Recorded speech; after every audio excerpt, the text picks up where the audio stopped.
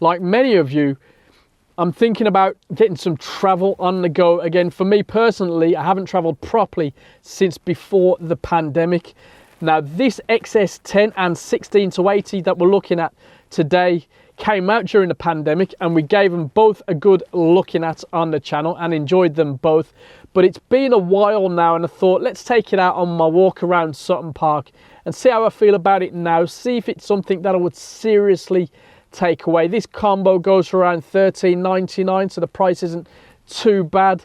There's a few things that I love about the camera, one or two things that I would change, same with the lens. But yeah, we're just gonna have a walk around, get some random shots on the go. In fact, my settings are gonna be a little bit different to normal. I'm gonna use 3 different film simulations. It's good to get out of your comfort zone. I might fall in love with one of them, maybe, I'm not sure.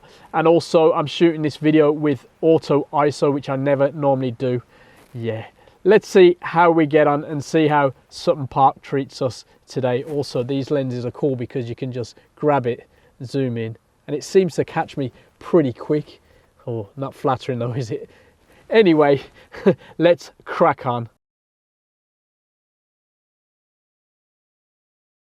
On a practical level, I don't usually take something this size with me, but although it weighs about 905 grams, the actual body itself at 440, I think it is sweet, especially considering what it offers. The lens is the bulky one, but remember, it's a 5x zoom, so you're getting a lot for your bulk, and it's not that bad in practice, especially if you know how to shoot and hold the lens at the base, etc. And the grip is decent on the XS10.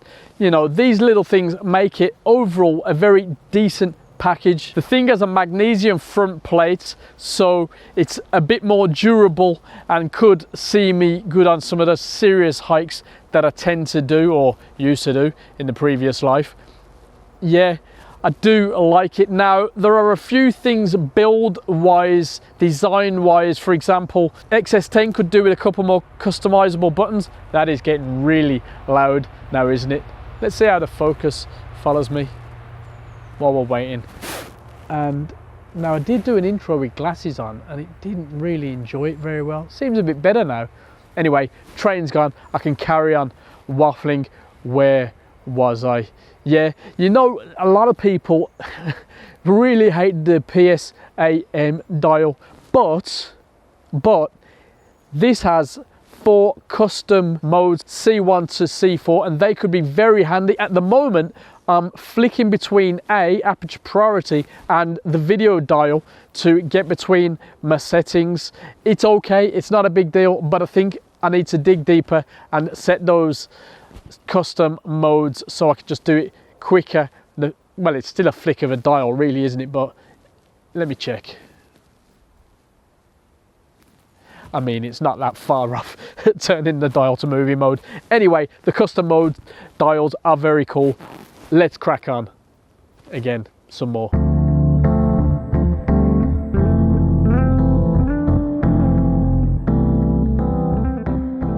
Battery life isn't amazing. It's using the old W126 battery, of course. I'm already down to 2 bars and I haven't really done that much by the point of recording this piece. It's quite wobbly too, so we'll see how this lightweight tripod gets on. Last time I brought one here, it snapped and broke off, but K&F Concept were pretty cool to send me a replacement straight away.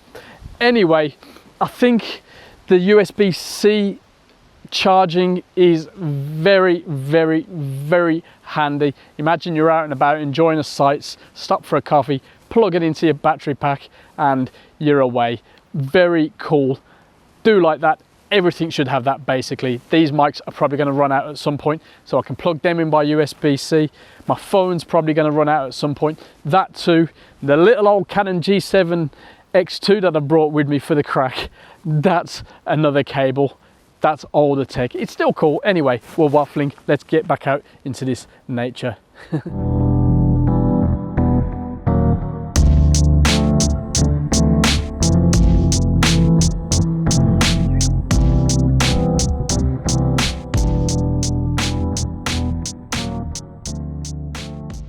Film simulation brackets. Normally I use Astia, do like the warmth of Astia, I tend to use that quite a lot, and Acros red filter. Today I've gone with classic negative, Provia standard and monochrome red. I don't think I'm going to lose out because, you know, this is just a little walkabout, bit of fun and waffle. But yeah, thought I'd try something different. Think that's a good idea for you guys and girls to get out your comfort zone. I mean, I've come to the middle of a forest here. There's a massive lake in front of me, which I could show you, but I'll then go into shadow, which is probably not a big deal. Let's see how this copes with the auto ISO. See, there it is in the background. If I get out of that shot, now you can see a little bit of what we're dealing with. What do you reckon? Yeah, probably need a bit more. There we go. That's what we're working with. Could have got my horizon right there. Never mind. And right over there, this is another cool thing about a lens like this. Oopsie daisy. We've got Bracebridge restaurants. If we get a bit of aperture on the go, yeah, not too bad.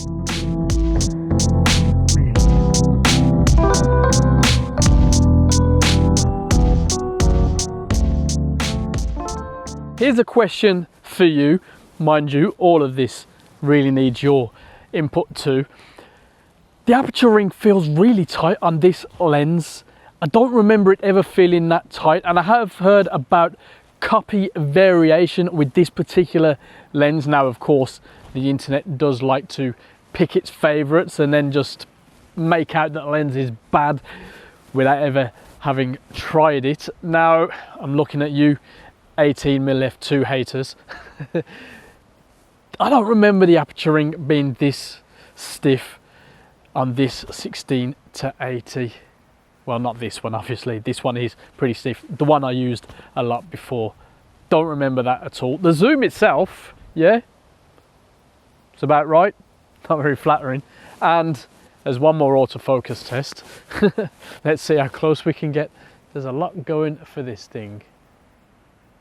Even the build quality and so on, weather resistance, yeah, but that aperture ring, what is going on? Have you had the same problem? And that on off switch, yes, it's not one that's going to get knocked on and off so easy in your bag, but it's also not that quick to mess with in actual use. I don't know, maybe it's just me, maybe it needs just a little bit more size. Maybe I'm being silly.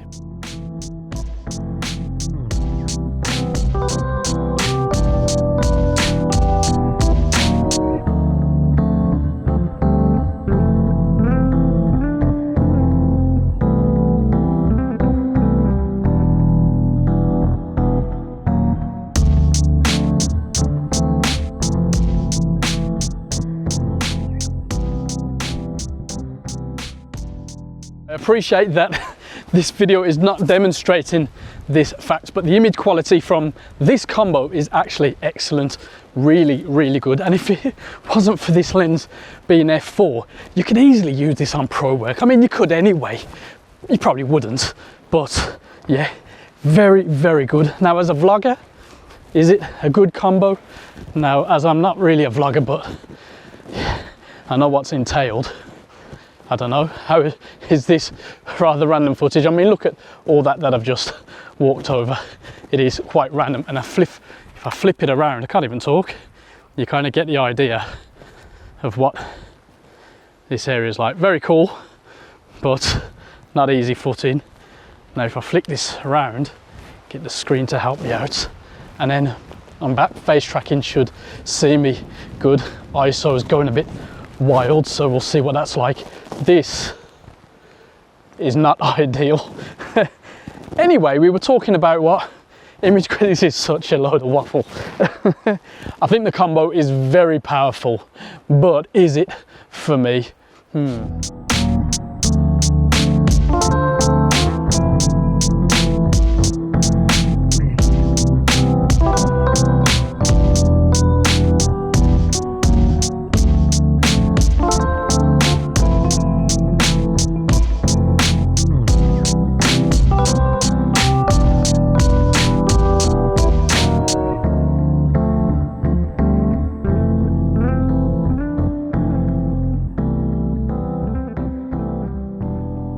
One thing I still wish the camera had, and I just feel like it could be done by firmware, is an easy time-lapse mode. You know, something you could just set up. The camera does have, you know, the feature where you can set up a time-lapse, but it doesn't spit out the video file complete. Plenty of other cameras do it, so it must be super easy to do. I'm no software engineer. I mean, look at this. I'm barely decent at making video. But you know what I mean? You could just get some really nice quick shots and you'd be away.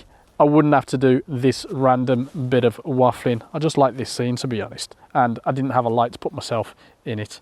Yeah, would be cool. This fairly dull looking scene is gonna be where I test the RAW and JPEG dynamic range with very simple sort of f7.1, f8 snap. See if we can bring back some detail that looks blown out at the moment and get some of these shadows lifted. The camera should have very good dynamic range, as we've seen before. I mean, it does have it, but we should be able to demonstrate that now.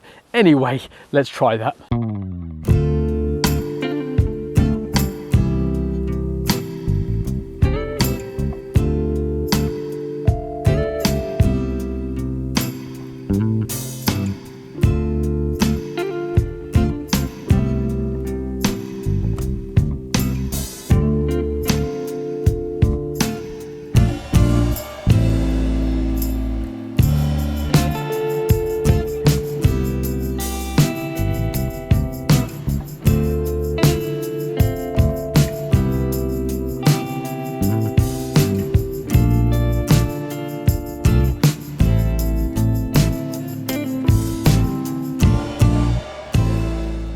Let's address a few of the other cons of the S10. No weather sealing. I'm not the one to go out in all kinds of weather, especially when I'm traveling, but I have been in some very deep jungle situations where moisture has gotten into my Fujifilm.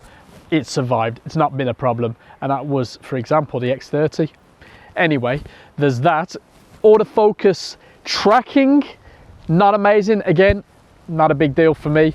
If it is for you, let us know if you've tried it and if it's worked out or not, or what you prefer to take with you that does allow you to do that. That would be good to hear. People say that the viewfinder is small. Yeah, it's not amazing, to be honest, but as an old school photographer, everything that's in these new camera bodies these days is an absolute bonus. Love the tech. Don't need the tech though, but it does make life a lot more practical. This camera still doesn't have any decent tethering for video. That's across the board. The app is fairly rubbish. I can get it to connect pretty easily these days, especially if I turn the ad shield off on my phone. For remote triggering, I can get that going straight away, but to get into the actual app itself for live shooting, yeah, plus video shooting with the app is a waste of time. Why oh why has that not been sorted yet? That would make this extra practical, not only for travel, everyday stuff, but maybe as a work tool. Yeah.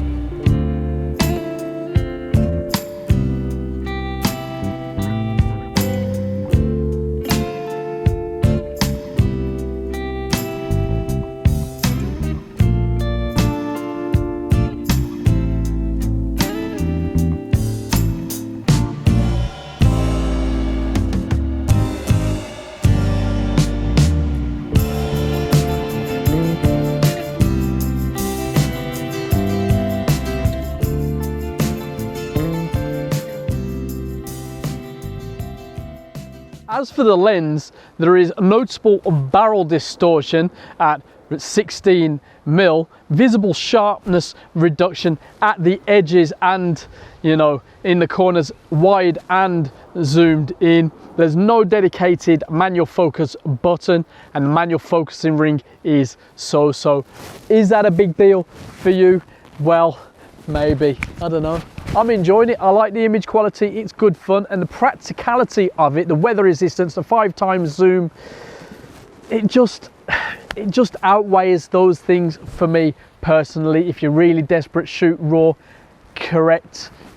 Yeah, it's not necessarily one for the pixel peeper, but you can get some absolutely quality images out of it. Again, not like what we're showing here, but you get the idea. And even as a video shooter, I feel like that's pretty decent, even in funky light. But what do you reckon? We're going to keep saying that until you let us know. Not about my image quality, about your experience of the image quality with the lens.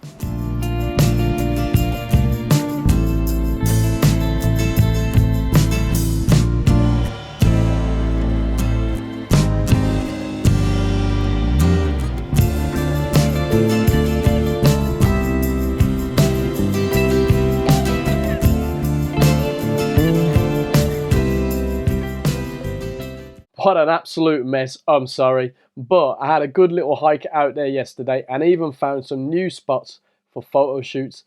The combo, more importantly, performed well. I'm not sure I'm swayed by those film simulations though. I'm definitely not into classic neg, at least for that kind of scene. I know a lot of you do love it, but hey, it was good to get out and play and switch it up a little bit for a change. Would I recommend this combo? Well, yes. 1,399 new gets you a smallish body with very good autofocus, excellent IBIS, nice grip, great video and stills. The lens gives you a 5x zoom, weather resistance and so on. In today's market, that isn't bad. Now, $12.99 gets you the S10 with the 18-55, which I own, or, interestingly, for £999, you can get the camera and that little fun 15-45 for that extra width. Of course, the 45mm end is a bit slower. Then you could buy, for example, the 50mm f2 to have a smaller setup that's easier to carry around on your days out. You know, you can pocket the other lens and get on with it. That'll give you a nice wide view, wider than this 16, of course, right up to a decent standard tele at f2. Well, I say right up to, you wouldn't have anything in between, but that's fine. That f2 will really help you to draw out subjects, and that'll be extra fun, to be honest. Of course, a lot of you are talking about that Tamron 17-70, but at £829, I still need to thoroughly test it before I can really say. But I do like the fact it's a constant f2.8, of course, and the stabilization. I'm not convinced by the size yet, as far as traveling with it for me personally, but let's see how I feel after giving it a good try. Now, Sigma's 18-50 might be a small one worth traveling with. That could interest me for that. Not necessarily for anything else, but for travel or everyday stuff. Yeah, maybe. But we're not going to see that until, what, at least December. So, yeah. Finally, little shout out to Fujifilm's 18-135. I looked at it a very long time ago, but I need to revisit it and see how I feel about it now on the newer cameras. I think I'm going to prefer it, at least to how I felt before. Personally, I've been tempted to get the body on its own, but I think I'm going to hold out. I could pair it with something like the 16mm f2, perhaps, and a longer lens like that aforementioned 50mm f2 for a nice, small, easily packable combination that will be cool for my travel needs. There's a lot of options. Honestly, the more gear that you take, the less fun you might end up having. You spend too much time and energy lugging gear around and deciding what lens to get, worrying about missing a shot. Well, missing a shot, I suppose that's where this 16-80, in all its big, slow f4 glory, has the biggest shout for a place on that trip. But, yeah, though I recommend it, I'm not sure it's for me, really. I do like a smaller footprint, but that's just me. What about you? Let us know in the comments below what you prefer. There's other lenses that we didn't talk about, of course. You know, 16-50. Remember that? Can't remember the others now. But imagine packing a 16-50 and what's that? 50-230? Light as anything. Not so expensive that you might worry about getting it bashed about a bit, although it might not stand up to too much bashing about. Anyway, there's a lot going on.